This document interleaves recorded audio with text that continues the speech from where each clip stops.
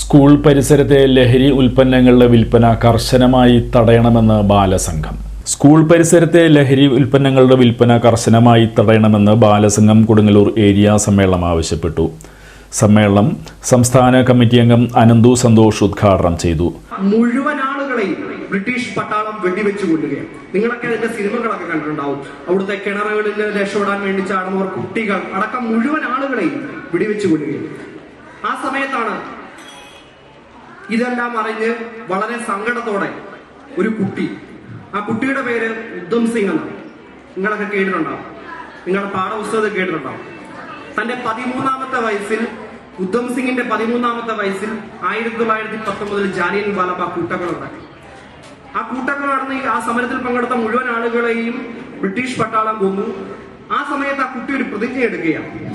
ആ പ്രതിജ്ഞ പ്രകാരമാണ്: എന്റെ രാജ്യത്തെ ജനങ്ങളെ കൊല്ലാൻ കാരണക്കാരനാരോ അയാളെ ഇല്ലാതാക്കുക എന്നതാണ് എന്റെ ജീവിതത്തിലെ ഏറ്റവും വലിയ ലക്ഷ്യം എന്ന് ആ കുട്ടി തന്റെ 13ാമത്തെ വയസ്സിൽ ഒരു തീരുമാനമെടുത്തു.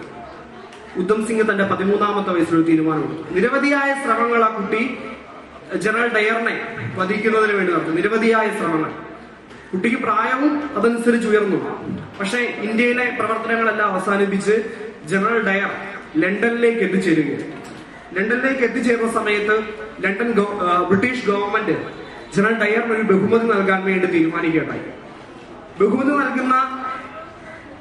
നൽകുന്ന സമയത്ത് കാണികൾക്കിടയിൽ നിന്ന് ജനറൽ ഡയറിനെ ഉദ്ധം സിംഗ് വെടിവെച്ചു കൊല്ലുകയാണ്. അപ്പോൾ ഉദ്ധം സിംഗിന്റെ പ്രായം 40. പ്രസിഡന്റ് ES ആമി അധ്യക്ഷത വഹിച്ചു. ജില്ലാ പ്രസിഡന്റ് മുഹമ്മദ് അഷ്റഫ് സംഘടനാ റിപ്പോർട്ട് അവതരിപ്പിച്ചു.